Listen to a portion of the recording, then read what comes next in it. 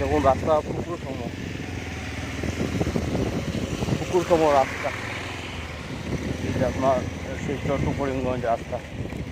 তো বাইক নিয়ে আসবেন না, পাবলিক ট্রান্সপোর্ট ইউজ করুন।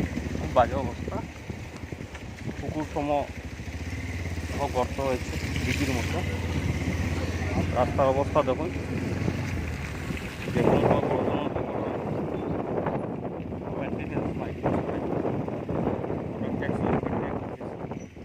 Day by day month of month পুরো রাস্তা দিয়ে কোনো লাভ হচ্ছে না।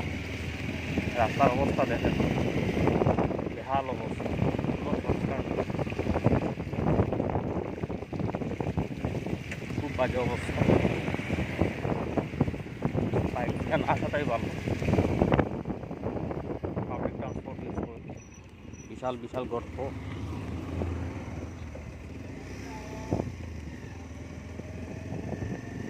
খুব বাজে অবস্থা রাস্তা।